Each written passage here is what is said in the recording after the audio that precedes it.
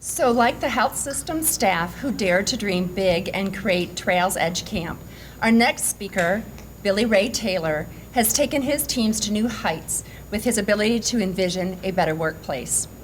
Billy Ray Taylor is Director of Commercial, Off-Highway, and Support Manufacturing North America at the Goodyear Tire and Rubber Company. Billy is a highly respected, motivated, and visionary leader with over 20 years of experience in all phases of operational excellence. He has a track record of improving business results and building employee engagement at all levels of the organization. At the Goodyear Tire and Rubber Company, Billy has led numerous business teams. Through employee engagement, his teams have won both internal and external awards and recognition. He has truly mastered the people side of lean. Today, Billy will share his practical examples on how to drive and sustain results through embracing our culture and enabling greater employee ownership. I'm pleased to welcome Billy Taylor to the University of Michigan Health System to talk about the people side of operational excellence.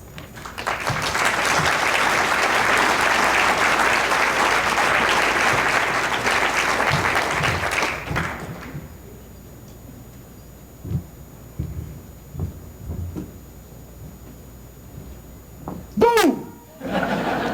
Down goes Muhammad Ali, one of the greatest fighters of all times. But yet, before he could ever earn the right to fight for the title, he lay on the canvas. The referee begins to count. 1, 2. Ali had aligned himself, like most companies, with the best talent, tools, and processes in the fight industry. Acquiring world-renowned trainer Angelo Dundee and the best cornerman in the fight game, Boudini, whom helped him coin the phrase, float like a butterfly, sting like a bee.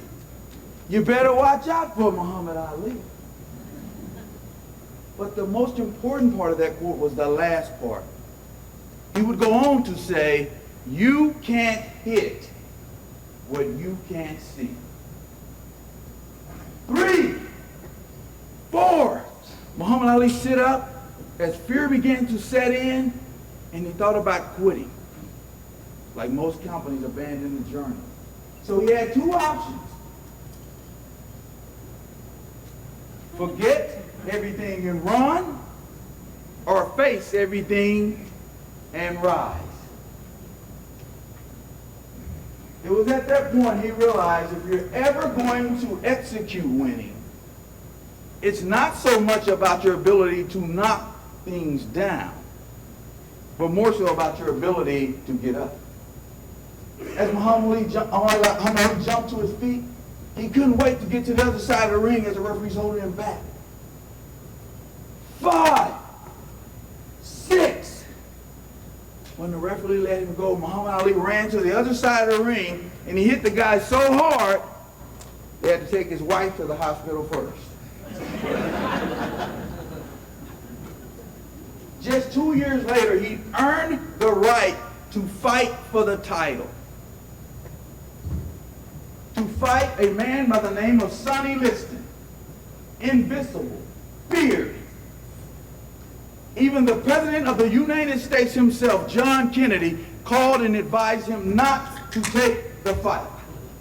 His own team charted the closest route to the nearest hospital. Ali won that fight, and he knocked out Sonny Liston. He did what they said could not be done. And he leaped to the ropes and he says, I shook up the world. What he meant was operational excellence.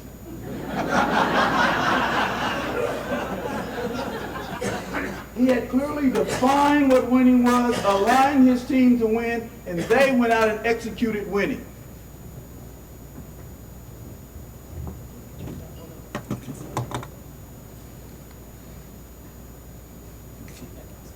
Testing, can you hear me better?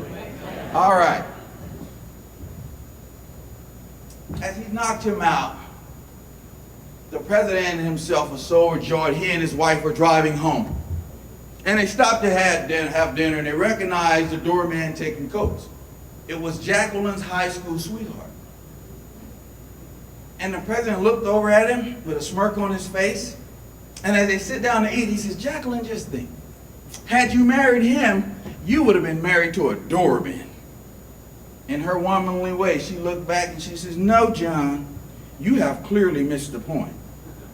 See, if I would have married him, he would have been the president of the United States of America. Never underestimate those that help you get to where you are. And that's what we're going to talk about today, the people's side of why we're successful. They're your most valuable asset. I truly believe if you make people visible, they will make you valuable. Hello. It's in many different languages, but because there are differences in people. You have to understand that and embrace that. I tell people on my team, I work for you, you do not work for me. I'm going to go through some examples today that are real life stories and examples. I'd like for you to look yourself in the mirror and answer the questions for yourself. And those questions throughout my presentation, are going to be, have you clearly defined winning to your team?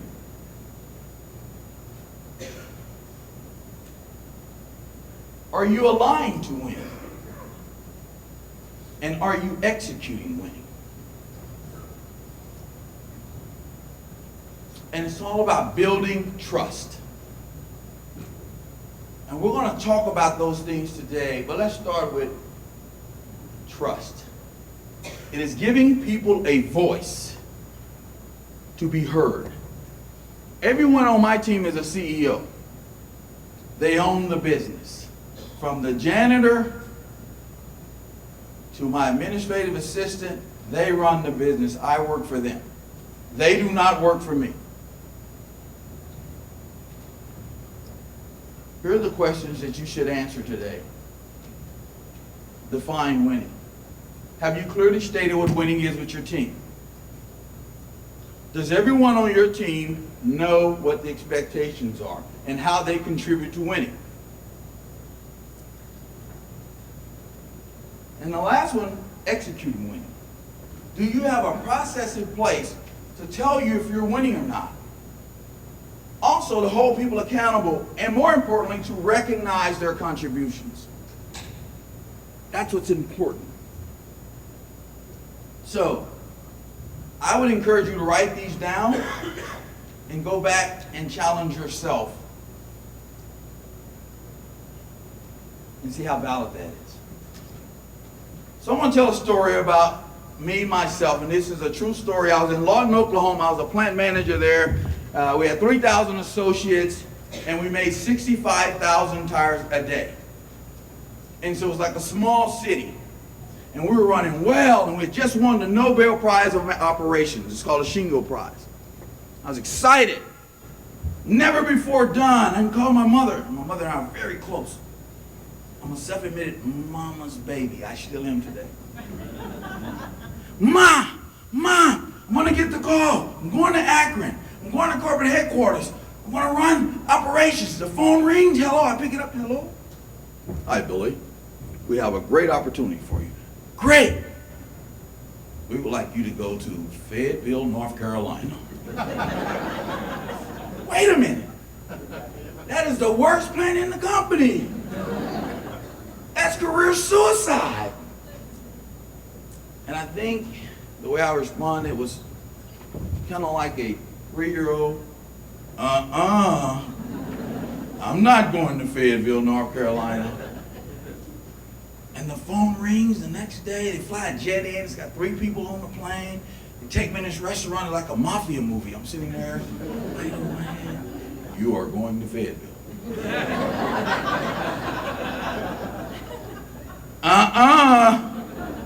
Then the next day the CEO calls. When do you want me there?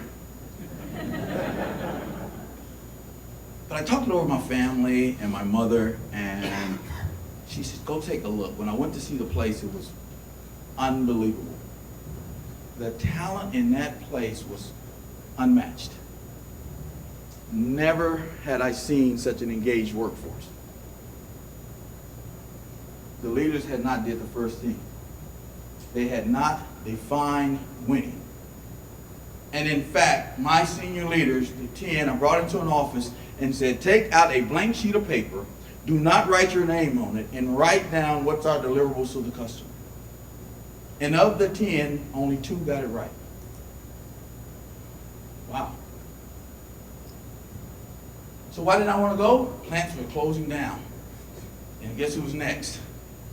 Fayetteville. Failure was not an option. Here's what happened. We were making 31,000 tires a day and the market needed 36.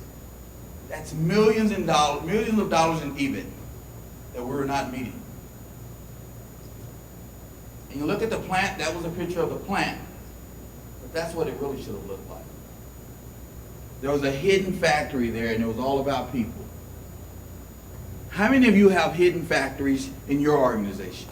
How many of you have hidden businesses, the things you walk by every day because you see it every day and you think you know? When in fact you do not know, and the people that work there, they truly know where the hidden factory is. You just haven't asked them. So what do you see there in that picture? What comes to mind? Fear. There's a people side to that picture. And I'm going to do an exercise. I get out and I have fun. So, by the way, this is not going to be some big educational presentation. People, the impact on people. I'm an old sports guy. So I like high fives, and I pick on people that act like they're not paying attention, so you better have them paying attention. All right, so now think about this. This is my team. Okay, I'm going to pick this team. All right, we're celebrating. We just had a great performance. Ready? Need high fives now. Get it, bam! Yeah.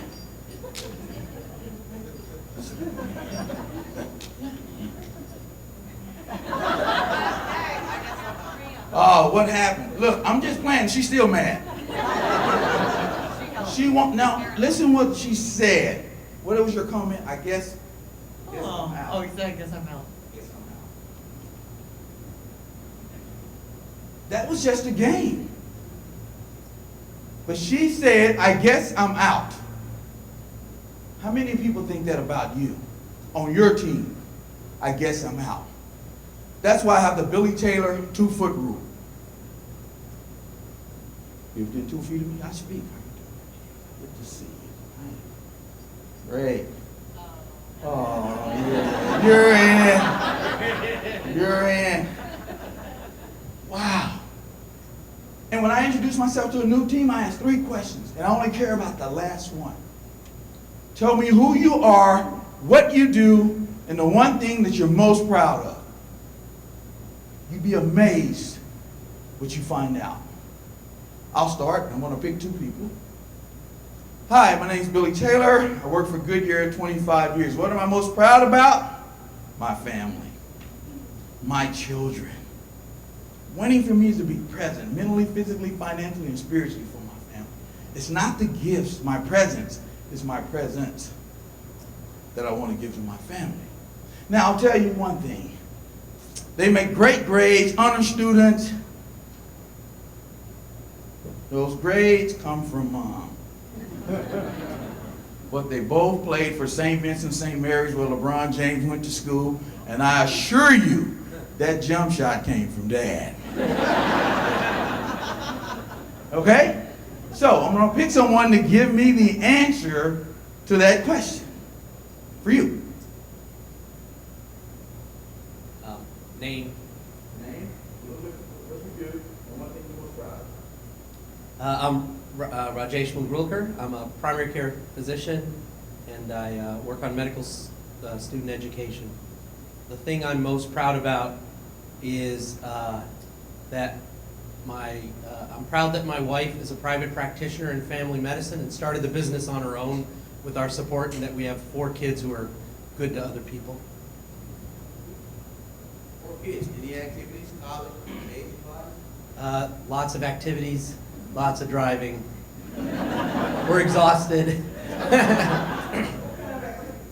The music is a theme through all 4 of our kids' lives. Sports through 3 of them, and they're all and they all have a passion for something. And I got advice once when I was starting a family that if you're going to have a big family, make sure everyone is different, and you just do things differently for all 4 if that's what they want. And we feel good about that. Good. Nice meeting you. Good. You know, I tried music once. A friend of mine I grew up with, I was a rap star. He did country. So we did country and rap. Didn't work because all it was crap. Right. To you. My name, Kathy Jordan Sedgman, and what do I do? Labor Relations Director in HR. And the thing, it's hard to pick out one thing I'm most proud of. I would say it's my family. Recently, my husband had his art exhibited. It's still there in the governor's mansion in Michigan. Yeah, so it was pretty neat. We got to go and meet Barry. You. What just happened? By those questions, I made them visible. And he immediately went, he wrong. And then when she started, what did all you say? Oh, things you didn't know. What do you think I'm going to talk about when I see you now at the water station? How the kids? Traveling a lot over the weekend? How's that art coming? What does that mean to you when I do that? Say it again. Builds a relationship. I have a relationship, I have trust. 2 kids are shadowing me for 2 weeks. They're high school kids. The first day they would not speak to anyone. Yesterday, they said, Mr. Taylor, you changed my life. I watched you, and you know what? The first day you spoke to the guard. And every day I spoke to the guard. Oh, Mr. Taylor, on Wednesday, the guard took us out and bought us coffee, bought us frappuccinos. So you made him visible, and he did what? Made you valuable. How much does speaking cost you? Very little. So let's go back to the picture. Things you don't see. There is a beautiful person in that picture, but because we see that and we have it programmed in our mind, look where the red circle is. Wow. See, we're not accustomed to looking at it. Those are things you walk by in your office. Those are the things you don't see. And so let's start with defining winning. This lady stopped me actually, and she pointed out that skid. She said, Mr. Taylor, that blue at the top, we overrun that stuff. And it seems like it's only 2 runs, but if you look over a week's time, that's $1.4 million.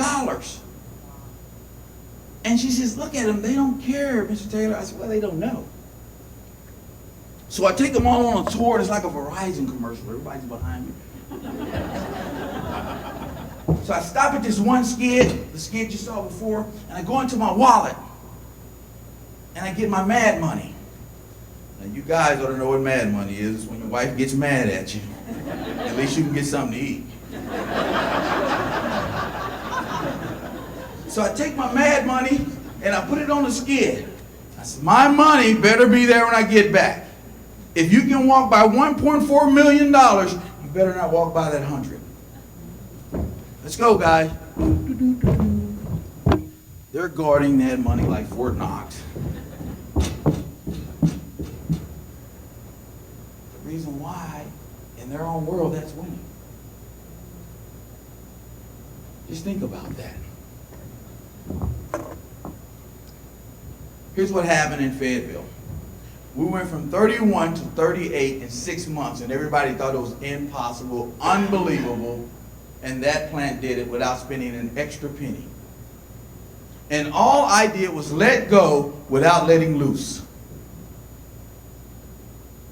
I let go without letting loose. And you may be sitting there saying, yeah, right. Well, I'm going to show you how I let go without letting loose. And how I turn, personally, I say, I let them coach me. Now, you should write this down. You can't teach what you don't know, nor can you lead where you won't go. Now watch this. Those are 3 rings, and I love them. I'm gonna put them on just to reflect, right? Some of us old athletes, the older we get, the better we were. So I'm gonna put my rings on. These are my rings. They all have Taylor on them. And in the 8th grade, I was a great football player. I could run that football. Touchdown Taylor, BT Express is what they called me. I'd line up in the backfield, and they'd pitch me the ball before I could even start running. The band started to play the fight song. Touchdown. But my mother didn't see it that way. My mother said, if you make less than a B, you can't play. Ma, the school said at least I can make 1 D and 1 F.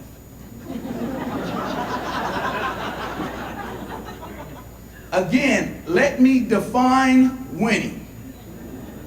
If you make less than a B, NFL in this house means not for long will you be playing. And she meant it. I made a bad grade. It was a week before the city championship game. We were undefeated, going in to play a school called Forest Oak. I brought the report card home. I'll never forget it like it was yesterday. My mother says, come on in, baby. You're done.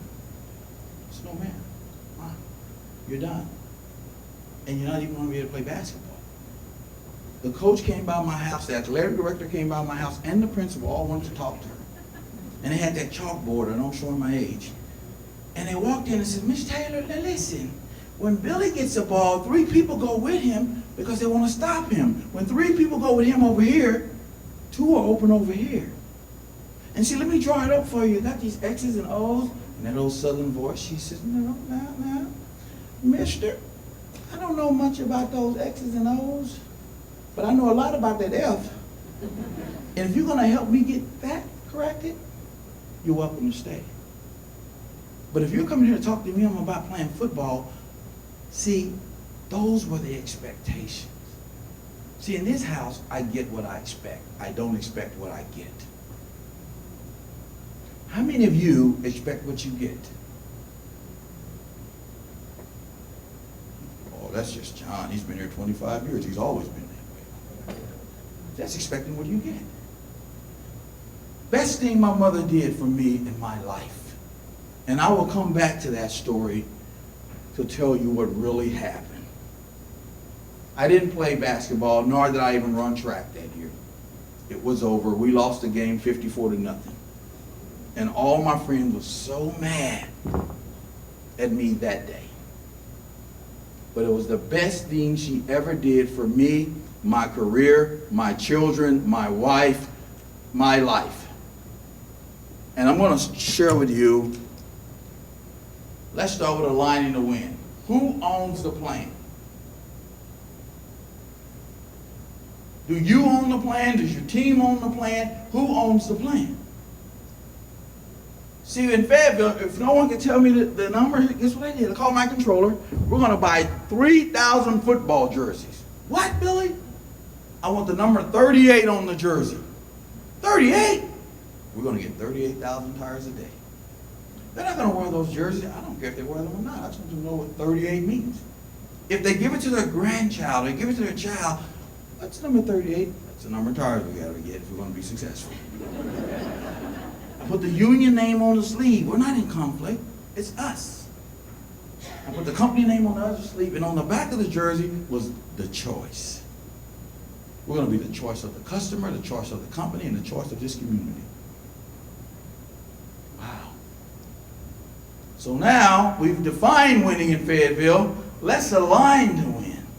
Well, guess what? How many of you actually write all the PEOs? Who's spending the money? Are you spending the money? Not.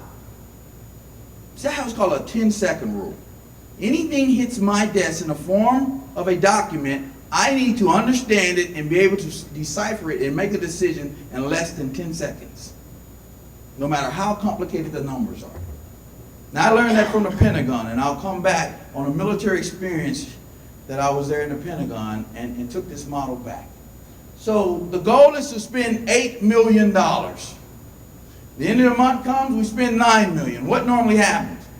Stop catering, no traveling, no hiring, get your ink pens out of the hotel room, print on both sides of the paper. And who's the one frustrated? You. But you're not the one writing the PO, right? So listen, and that's how they think of you. They're just dumping on us. Wow, the 10-second rule says, I get $8. I have a quality side and I have a manufacturing side. I'm going to give you 4 of my 8 and you 4 of my 8. 4 plus 4 is 8. 4 people report to you, give them 1 of your 4. And the people that report to them, give them 25 cents of their 1. So now everybody has a stake in the business and it's clear. So now listen, instead of stop traveling, no catering, watch what happens. So we're aligned. So should I bring the quality side in right away? Green, we made it. Red, we missed it. So who should I talk to, the quality side or the operations side? Operations. Should I get everybody in the operations side, A, B, C, and D? Should I get everybody? No. Hello? Say again? C. Well, wait a minute. We did good on the quality side. Should I talk to anyone on the quality side? Don't care. Right. And I tell them, it's yours, but you should be having that conversation as a team to say, guess what? We're going to celebrate the red. We're red here. Wow. Let's go benchmark here to find out why they're so good. And then I win overall. It's called strategy deployment. But this is a tactical approach to strategy deployment. So now what did it look like in the plant? It looks good on a presentation. So let's start the 10-second rule. Measure what matters. Keep it simple. We put a lot of charts that we want people to see on the wall. And I love some people's continuous improvement efforts. I'm not saying you do this. You put the S, the Q, with great watercolors. And that person, you only have 10 seconds to get their attention. They're walking, they're going to look, and they're going to keep moving. Entitlement is I tell you. Engagement is you tell me. So here's my plan. The first line, those are departments as you go down the line. And the first line is safety. So when I walked out of my plan, I wanted to know in 10 seconds or less, what department had an accident? Where do I need to go? I don't have time to talk to everyone. So I put the board there. So the first line, is there any red? No. So I'm accident free. The next line is cost. Where am I overspending my labor? In 10 seconds or less, I could tell everything that was going on in the plant. And guess what? Even the guard got in on it. The guard came to me and said, Mr. Ted, I got a great suggestion. See that card at the bottom? Whenever people come to visit, I want to give them that card. That's called a tour admission slip. To exit the plant, they have to give me at least 3 improvement items, or I won't let them out. I said, now that sounds good unless you're from corporate headquarters. And when he put that in, all of those people, including the janitor, started running the business. And the CEO himself, Rich Kramer, had to come see it himself. That's not a tire machine anymore. Now it's a business. And that gentleman's telling Rich Kramer how his peer on the first 12 hours missed it and how he's caught back up and there would be no customer impact.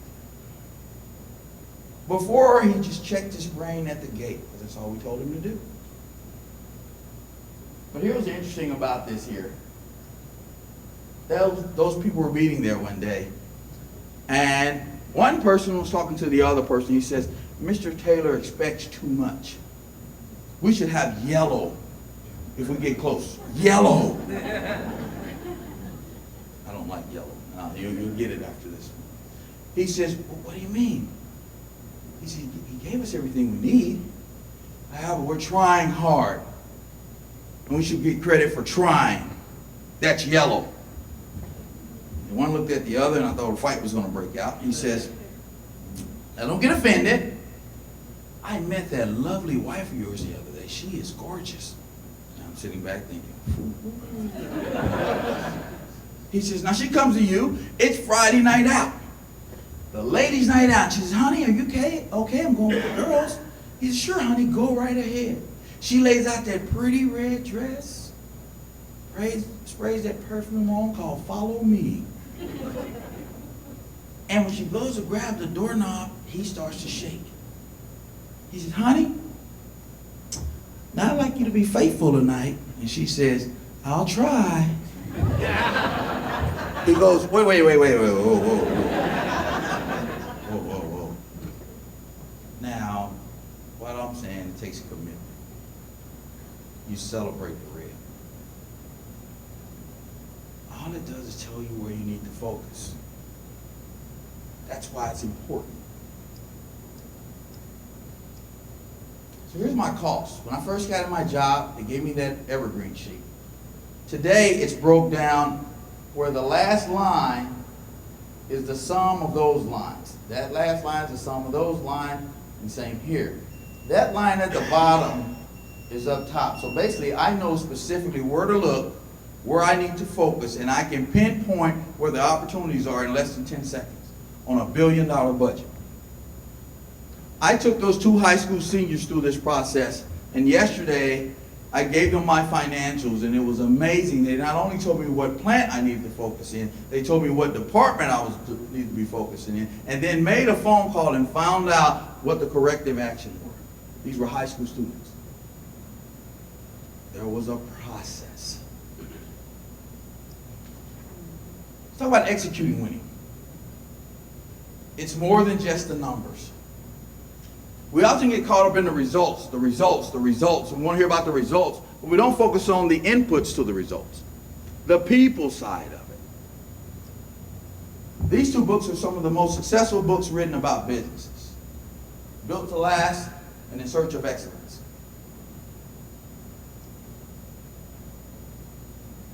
In 2006, after those books were written, 20% of those companies went out of business. And they went out of business because they did heavy investing, very little risk-taking in their people. So look at what happened. Why the mighty fall? We start here, we invest our money, but we get to the point where it's about the people. And if we don't invest inside the people, it's behavior. If people don't feel they're valued, then they start to check out on you.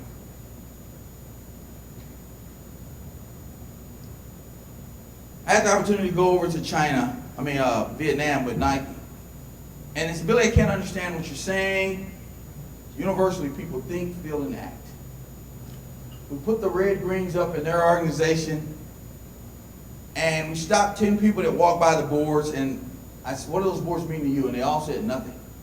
Nothing. And then I walked by this row of machines where they were making the shoe, and I asked, why are those 3 lights out?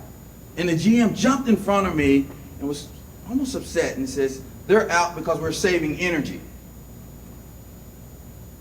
What does that person think? Let's go ask her. So he took a translator over and says, so why are those lights out? She said, they're broke. They're always broke. Now, whose opinions matters? Hers. And then the GM, looked at me as I'm consulting her. So how would you handle it? Tell you what. When you come to work, I'm going to give you every tool you need. The process is you sign off that you have every tool. If one's missing, I'll replace it. Your first pair of shoes, I want first pair of right. Sign off. At the end of the day, you leave, last pair of right. All tools are there when you leave. I'm going to put those light bulbs over there. And when you do your first pair of right, if one's out, just replace it. I'll make them available for you every day. So what happens now when I walk by and the light bulb's on? I'm high-fiving. Great job. Great job. I'm acknowledging. Everybody around her asks what? Why is Billy always over here high-fiving you? My light's on. He never comes over here about my light. But the minute it doesn't work and I walk over and say, so why isn't the light working? What just happened? Who owns it now? Gave you everything you need. They wrote me back, and I'm not going to talk about the millions they made by putting the system in place. And it's a big system of strategy deployment. They were able to do some things with their building with this approach because the ideas just flowed in. They flowed, right? The hidden factory was there. But it starts with building trust. Do people trust you? Do your organization trust you? It's simple. Say what you do and do what you say. In the middle of that place, that's a dirty area. I'm right in the middle working for them. I'm cleaning, I'm doing what they do, and they're coaching me. What did that lead to? I need to start investing in my mixing capability. Because where the market's going, I've got to change some things. How did I know that? They told me. They started to build trust when I started to deliver on the things they needed to be successful. And so we started with our problem solving. Here's Six Sigma, lean manufacturing, Kaizen, all those buzzwords. And normally when I go speak, all these self-proclaimed lean experts. Let's go to the Gemba, Poka-yoke, come back, Yokoten. How many of you understood what I said? Now if you raise your hand, I pick you, you embarrass yourself, that's your fault. So how many know what I just said? Can translate it? Just one. Look around the room. But we say we're lean. No, most people want to talk lean versus operate lean. Let's go to the shop floor, mistake-proof the process. Come back and share those best practices. How many understand what that means? Speak the language of the natives. That's what's impactful. So here's what happened. We started a Six Sigma process, the DMAIC process, and here's what we found out we were doing. We were defining what the problem was and diving in and fixing it. And it wasn't sustainable. And we were failing. But how often do you take that look in the mirror? The mirror exercise. Are you who you think you are? We do a mirror exercise where people give us real-time feedback with no repercussions. And they can come through the mall, from the janitor to everyone, to the shop floor, and you know what? They can tell us everything about our business. And it is painful sometimes because it hurts. And so what I tell my team, do not treat me like you do the lady in the grocery store with the baby carriage. What do we do sometimes? You lie. You walk up to the baby carriage, look down and say, oh, it's so precious, you're so cute. You take 2 steps and say something totally different. Ooh, dang. That's an ugly baby. And some of you get rude. Doesn't even look like the daddy.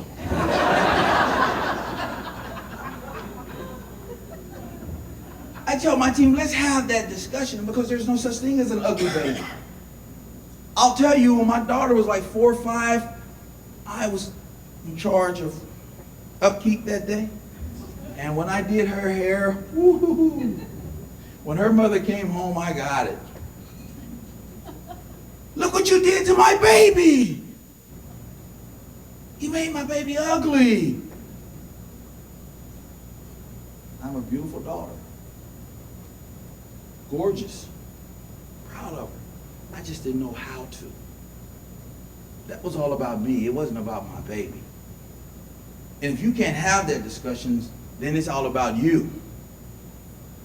It's not about your team. And that takes courage. To listen to your ugly babies take courage. Here's what ugly babies were.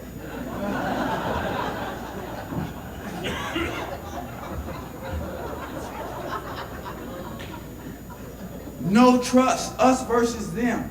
The biggest issue was the bathroom was too far. They spent 5 minutes walking to the bathroom and 5 minutes back, and they used half of their break time.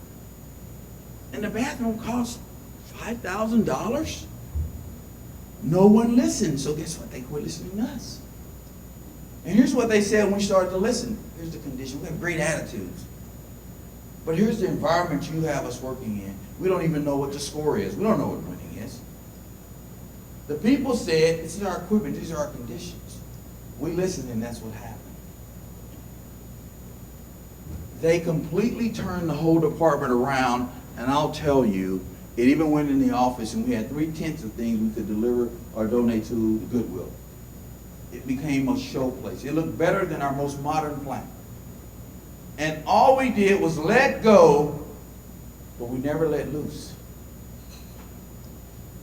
And then we had celebrations. We bought little medals, and you did one project, you got the bronze, and we gave everyone a t-shirt for your first project. Everyone. The second one, you had a silver. Third, gold. You did 12, you got your platinum pin. If you performed on 12 teams, 12 projects, you got a Goodyear racing jacket. Wow. Maybe we spent $12,000. Maybe. And the people came back to me and said, Mr. Taylor, we'd like to have a drawing at the end of every month that we give that person a whole set of tires. And what do you think the penny pincher said? No, that's too much money. That's $1,000. What did I say? Do it. Do it. And we showed up on Saturday in our jeans. We walked around and we pulled it like Publishers Clearinghouse. And you know what? We walked to their machine. They were, yay, yay. And we put a video up there for everyone to see.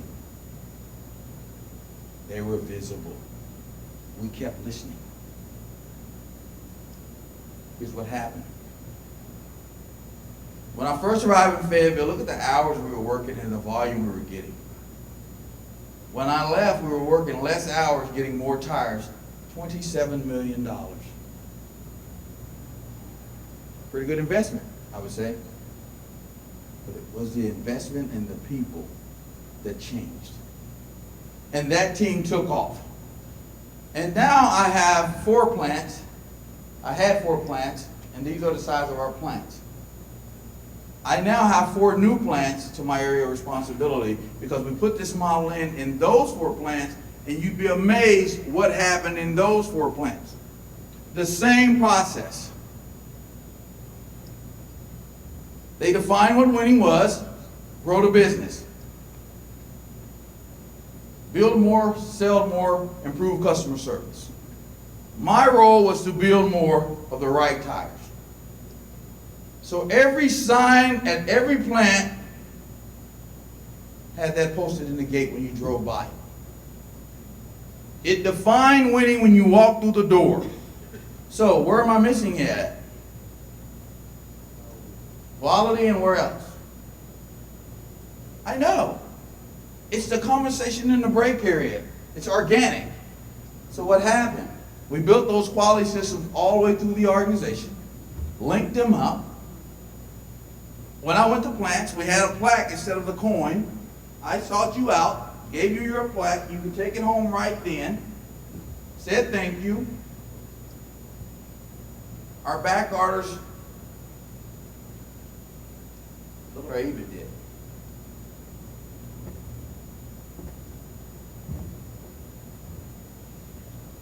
And that was not done by Billy Taylor. That was done with the people side of Link. And so what's your process? So the questions I'm going to go back over. Have you defined winning? Is your team aligned to win? And are you executing winning? And executing winning is you have a process where people can see it and they know how they contribute, and you also celebrate when people are winning. You know, one of the examples, I have several mentorship opportunities with people, and it happened in the hallway now. And more often than not, and I don't mean this in a bad way, minorities and females find their way into my office, and they really want to understand how to navigate which is not good about navigating. It's being the best you, your best brand. What I often tell them is you're not playing to win, you're playing not to lose. What's your brand? What's your value proposition to the organization? And so everyone that graduates from my mentorship program, they have to give me a brand book. See, your resume says what you did. Your brand book proves what you've done. And their careers are just flourishing, and you ought to see the people come out of their shells. And all I'm doing is making them visible. I define winning. And the first thing I ask them is, so how are you doing in your job? Well, great. So it's been 6 months. So the year ended today, should I give you a raise? Yes. Why? I'm a hard worker. I come to work every day. I treat people fair. So does everybody else. That's your standard answer. Let me change the question. So what can I fire you for? And I'm not talking legally, ethically, morally, or respectfully. Take that off the table. What can I fire you for?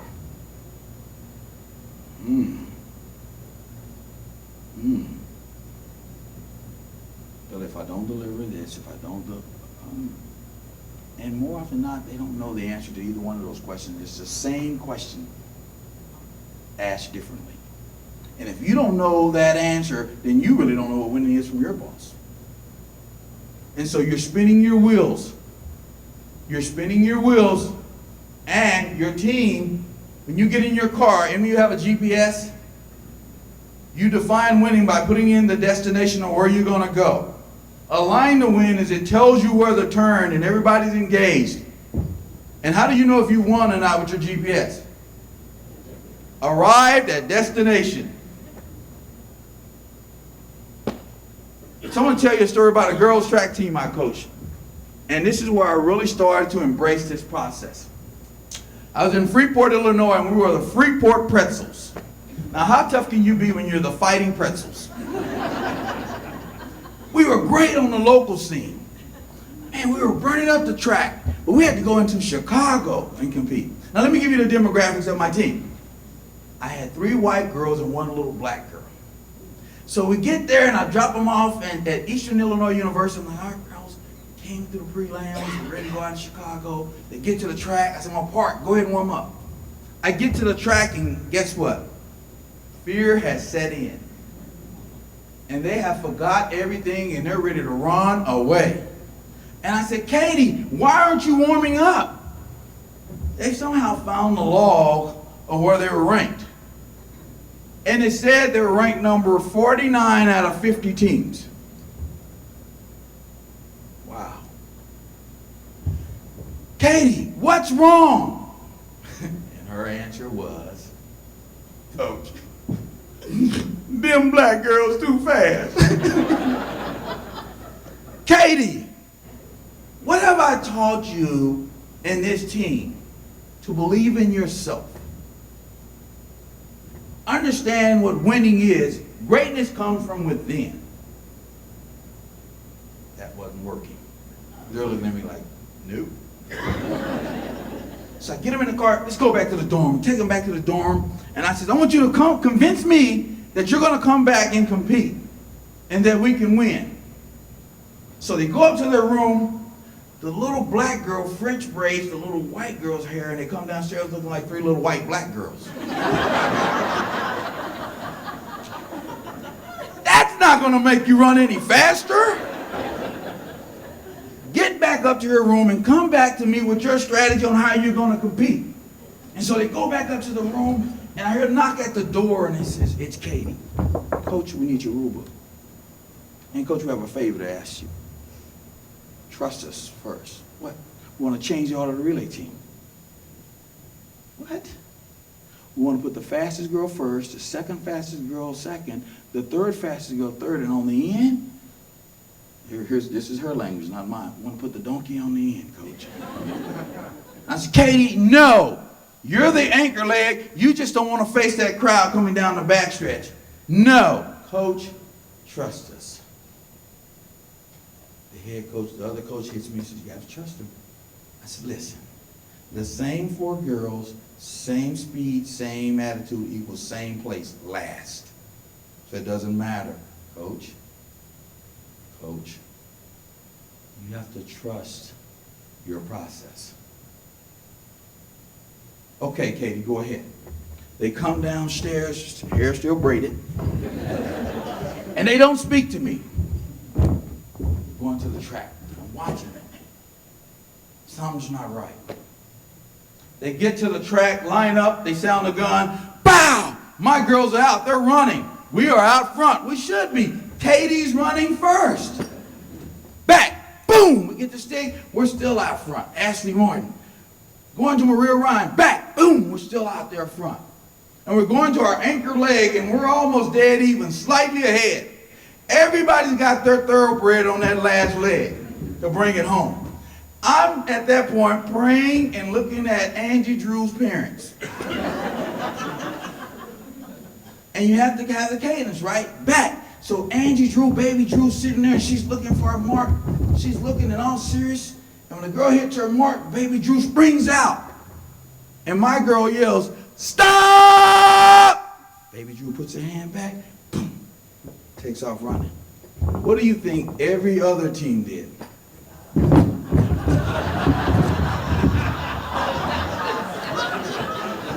When they realized what happened, we were 15 meters ahead of everybody.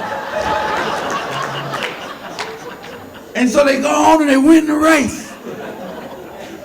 And I'm thinking, uh-oh. And then I get the head coach of Freeport High School, please come to the protest. I'm looking for Katie. Katie, what were you thinking?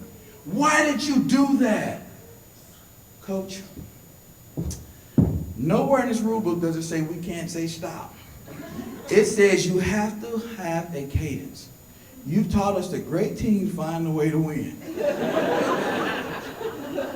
Take the book. Yes, we have to disqualify your team. For what? They said stop. This is where I learned a valuable lesson. Now wait a minute.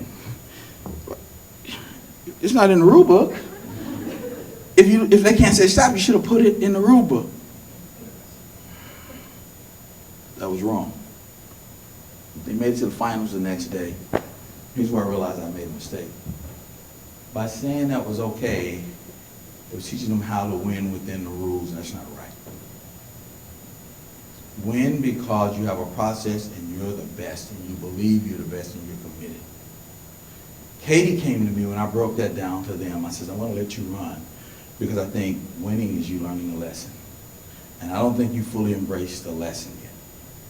She said, oh yes, we have, Coach. We felt bad about that yesterday. But we felt more bad about we let you down. What do you mean? We didn't believe in ourselves, and you believed in us all this time, Coach. We're going back to the regular order, and I'm going to run anchor. And we're going to prove those 3,000 people that don't think we deserve to be here, those people that said we couldn't win. And when the gun sound, Baby Drew came out, pow! And they couldn't catch her. And oh, by the way, Baby Drew has the 9th fastest time ever ran in Illinois in the hurdles today. They make the exchange, bam! Bam! We get to the end back leg, it's Katie. And they come down that back stretch and they get 3rd overall. And I'm sitting there crying like a 2-year-old. They clearly defined what winning was. They aligned to win. And they went back and executed winning. But they were committed as a team. They had the trust of not only themselves, but me, their coach. And we stayed with the process. And what they did was realize what their advantages were. Here's how they won. Katie says, I'm much faster than Drew. Give me 10 feet of her zone. So I want to get the baton right at the beginning of my zone, Coach. I've been getting it at the end. So she's having to run 10 meters that I could run. And the same with our second leg. Give that 80 meters to me. And you know what, Coach? They can't run with us. It's a risk, Coach, because if we don't get it before we hit that zone, we get disqualified. But, Coach, it's a chance we have to take. That's how they got 3rd overall. They all went on to get 4 scholarships at D1 schools. They weren't the fastest, but they stayed with the process. They were committed, and within themselves, they were able to win. Now, I'm going to tell you this. This thing works at home. It works with your children. It works with your spouses. It works with day-to-day life. This operational excellence lean process, how well have you defined what winning is, aligned to win, and are executing winning? You know what? At home, I believe I'm winning. And I'll tell you something. When did it really come home for me?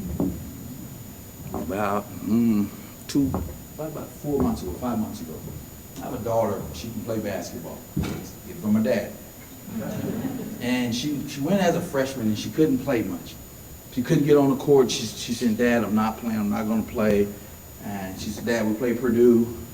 And Alice is trying out for St. Vincent, St. Mary's. You know how hard it is to play there. And he needs you. He needs you. It's your first game, though. It's against Purdue. But he needs you. I'm not going to even get in, Dad. Coach has already told me I'm not going to get in. So that's a 5.5 hour drive. You got to drive 5.5 hours back. And then you have to catch a plane first thing in the morning. Dad, this is too much on me. Go to the practice. What's winning? What did I tell you from day one? I want to be a present father. Mentally, physically, financially, and spiritually. That's what I wanted to be. That's how I aspire to be. See, she'll forget all this I bought. The PlayStations, the Wiis, the bikes. She'll never forget the presents. And guess what? Alice comes out, Dad, I had a great day, Dad. I was putting them on him, Dad. Call me Buckets. Coach Drew came, he ran out of the hallway, Dad. Dad, I think I'm in good shape. Great. How do you feel? Great. Honey, you can take Alice to practice tomorrow. I'm driving down to see Alexis. Ah, that's a 5-hour drive. They play at 1. I'm going. I show up. She comes through the tunnel. What do you think she sees over there? Like she's the MVP. And I sit right behind the bench. I sit there 4 minutes into the game. Guess what? Alexis. Coach puts her in. She goes on to play that game, and they're 6'5", 6'6". She's 5'11", and just toughing it out. Toughing it out. After the game, she comes out to the huddle, and she tells this lady, could you take a picture of my dad and I? And she's just beaming. Take this picture of my dad and I. And I'm not registering at that point. Hey, baby's good, great. You know, coach says, time to get on the bus. I said, I got to drive home. Talk to you later. I love you. Boom, boom. And about 5 minutes into my drive, I get this text.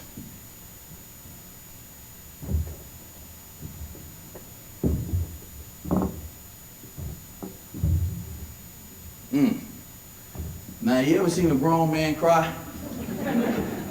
I had to pull over at that restaurant to gain myself, my composure, before I responded back to her. Right? All I can say is I love you more than life. That's not what I told her. I said, nah, girl, quit playing. Just keep that scholarship.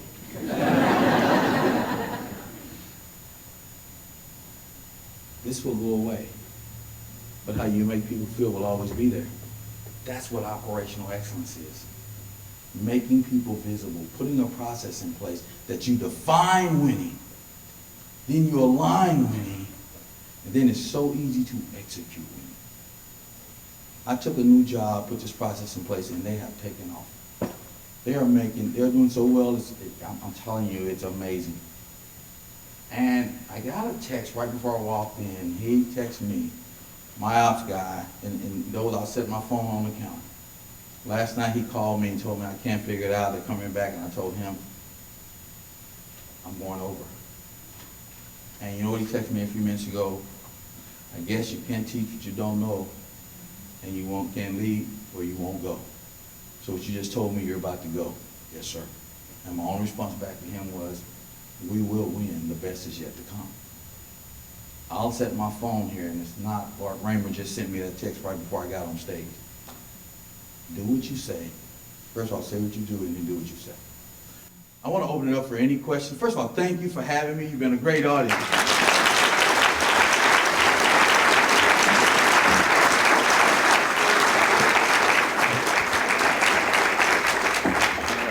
I'm completed. Thank you for having me. And my daughter asked me could she come this morning, and which shocked me. She's been bashful back there. But I said, let's go.